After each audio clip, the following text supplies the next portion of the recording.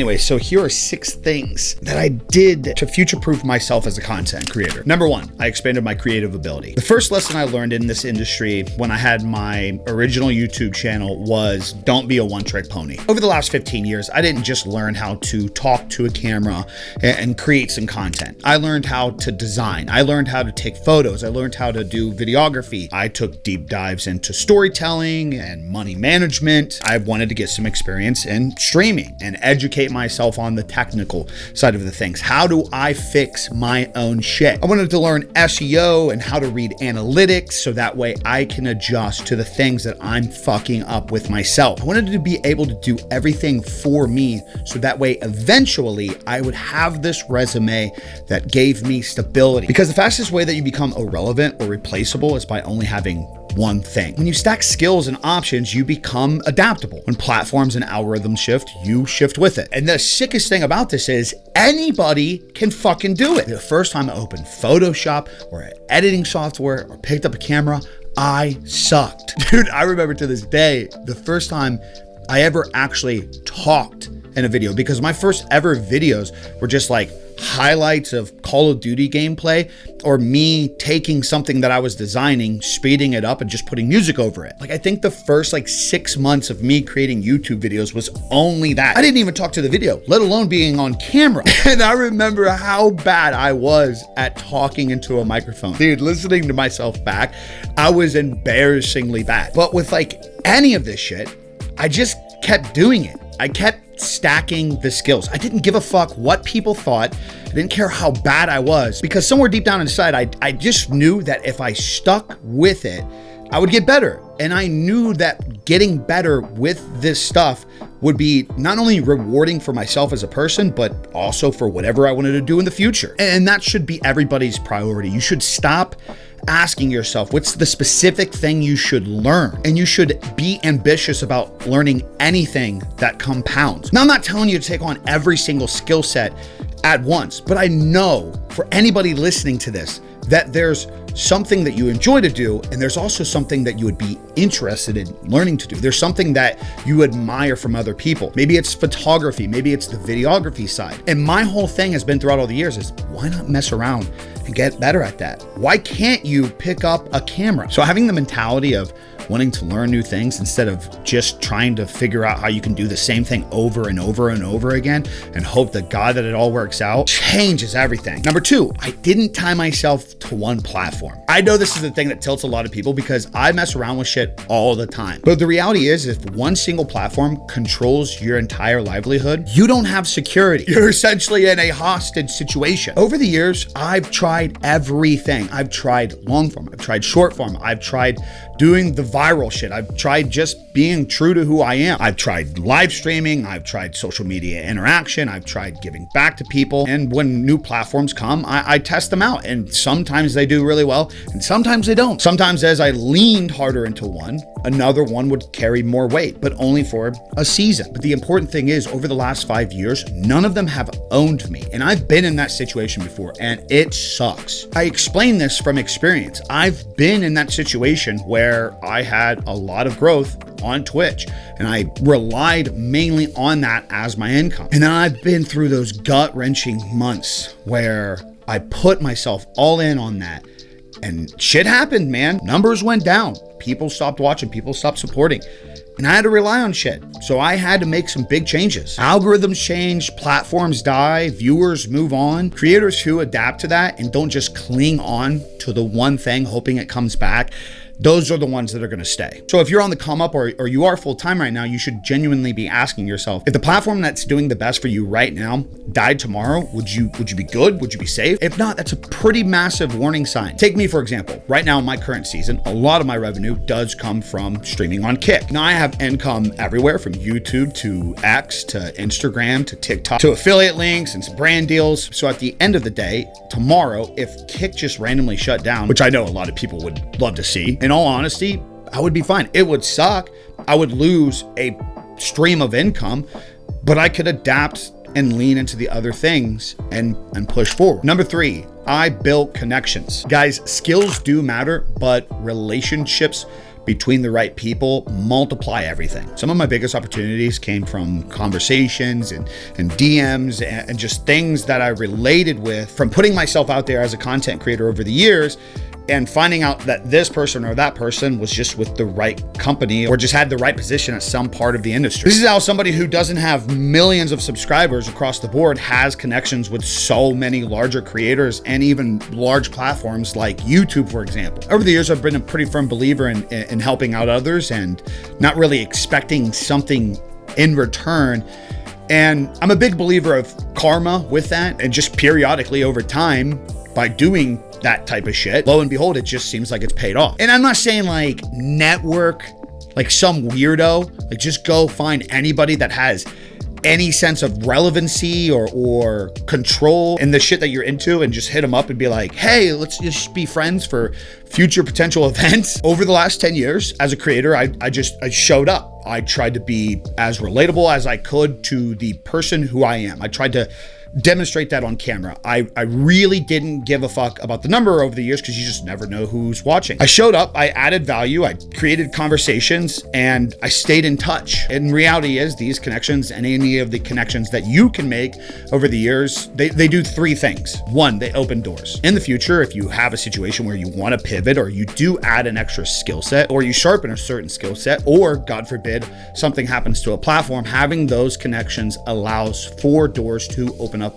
and other opportunities. Or these doors could just open up into current opportunities you never imagined. This is where over the years I've seen so many content creators who put so much time and energy into growing their brand, make the right connection with the right company, and they invited them to be an employee for them at the right time. Two, connections like this speed up learning. I can't tell you how many times throughout the years, especially at things like events, where I would get together with the right people in the right room, and it's like just soaking in the information that other people have at different levels. It gives you clarity and understanding on how things actually work. As creators and people in general, we create so much pressure and a unrealistic fantasy of how things might operate, but getting to meet the right people and have real conversations can actually clear a lot of that up. And then you get to learn a little bit more how things actually operate. And the third thing it does, and this is super important, is it gives you perspective at times when you're stuck in your head. For example, I can't tell you how many times I've gone to events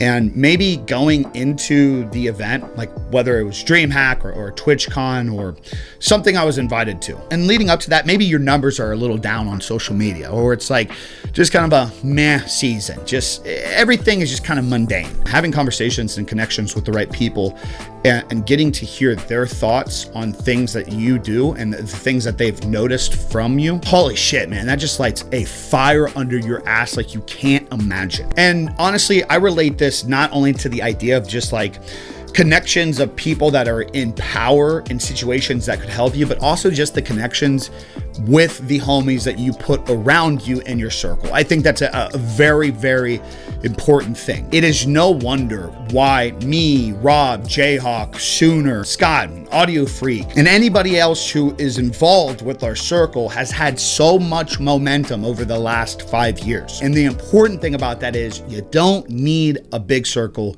You need the right circle. Number 4, cut people out. This is where things get a little uncomfortable, and it's kind of in the opposite direction of what I just said. Listen, here's the reality. Not everybody gets to come with you. I had to learn earlier on in the chase of my career and my dreams to have the life that I wanted, that I had to eliminate people from that equation. Some of these people were family members, and these are people who doubted me, people who drained me of my fucking energy, the soul suckers. Or even if they were super supportive, it's the people that just constantly want results without any effort. I'm telling you right now, this is what I mean about surrounding yourself around the right people, because when you surround yourself around the wrong people, the woe is me, oh, they're just so lucky, I just want it handed to me without actually putting any effort in, putting yourself next to those people all the time, they will drain any opportunity of success out of your body. And this is where you learn some very shitty things in your path to success and whatever it is that you do. What really sucks is some people like you when you're small. And here's the kicker. Sometimes it's the people that you've known your entire life, dude. So when you need to cut that out, it doesn't make you cold or inhuman or a dickhead. It makes you intentional on what you actually want out of this one chance of a life that you get to have. Protecting your future sometimes means disappointing people that were a large part of your past, but it is what it is. Number 5, I built a diverse income. Look, it's not hard to get views. It's really not. We've especially seen this over the last few years with the whole IRL streaming culture, the TikTok shock, slop trends and whatnot. But the reality is views aren't all of the pay. The systems are. Ad revenue is cool, and any platform that offers it as you post everywhere, that's a good form of income. But relying on only one source of income is a huge stress in disguise. I cannot express how important it is to create multiple streams of income, even if it's the most minimal income as possible. Like the amount of times that I argue with content creators who post on X and don't pay for the Twitter Blue, but they're hitting the metrics to get paid on Twitter. Oh my God, dude. It's like you could pay a certain amount a month, and yeah, sure, you might only profit $50 a month for paying for that. But like, that's $50 a month for doing nothing. My perspective throughout the years is that's your Adobe software getting taken care of because you tweet. Like on Twitter, I make like a couple hundred, a few $100s a month, right? It's nothing crazy. It's not life-changing money, but that like pays for both of our vehicle insurance. I've had an Amazon Associates since 2016. Now, it's never been crazy. It's never been $3,000, $4,000, $5,000 a month, but it's always been a consistent like $150 to $750 a month, every single month since the day that I signed up, just by posting Amazon links. Now, if you take like 10 different ways to make even little money on top of the ad revenue, on top of the brand deals, guess what it does? It all adds up. So I focus on skills that translate to off-platform. I prioritized ownership instead of dependency. My goal ever since I made my first dollar in any of this shit was to never get rich, but just to remove the pressure. The first 5 years of content creation, I still worked a normal job. It wasn't until the point that my normal job was getting in the way of making me more money doing this until I finally left. Because I'm telling you right now, when you're desperate for money, you chase trends. You upload garbage. You try to literally manipulate what you do to be profitable in only one area. And that always makes you hate the process, especially when it's not paying off. And look, I've done that throughout the years. I've had times where I'm like, I should probably like scale and become bigger and do the next thing.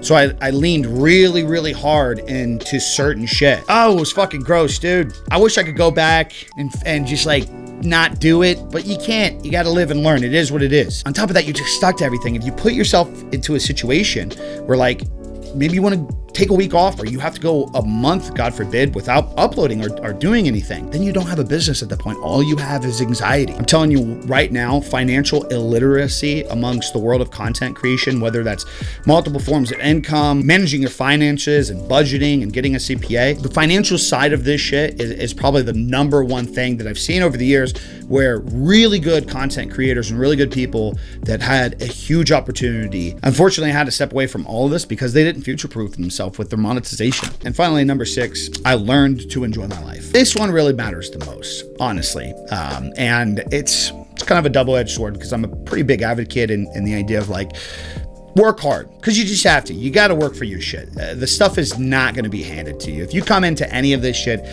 expecting any platform to just give you shit because you showed up and you feel like it's owed to you, you are fucked, brother. But the reality is, if you don't take even just small windows to just sit back and soak some shit up, boy, does it get to you. And for a lot of people, it may not need to be much. I will say that I am somebody that's wired to be able to do a lot of this consistently. Like, in all honesty, I enjoy this shit. I found a sense of like peace from just doing shit. But fuck, man, could this shit burn people out fast and just kill your creativity? I think I learned a lot of this actually from my graphic design years, because being creative is obviously a super important part of that gig. Back before we had AI to help us out, If you were in a creative funk or like a mental block, or you just had burnout and you needed to be creative, dude, it was like the worst feeling ever. And over the seasons and years of me experiencing this and the pressure of having customers and then going through these moments, I was able to like look inward and see what was causing these things. And I realized really, really fast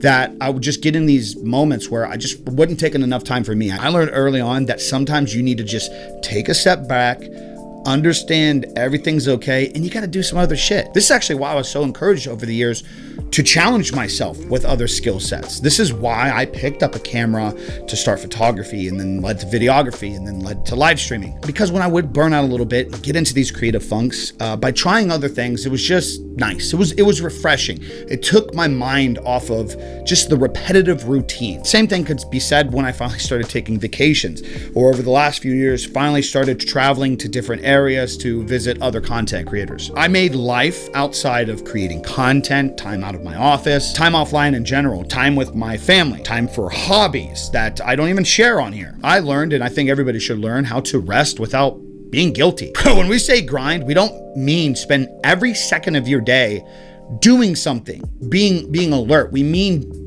doing everything with a sense of intention. Just because you're creating action doesn't mean you're getting results. A rocking chair is constantly moving, but it's never going anywhere. I'm telling you right now, your content is so much better when your life doesn't suck. It just is what it is. I mean, look over the last few years. My content has been just so all over the place and shit.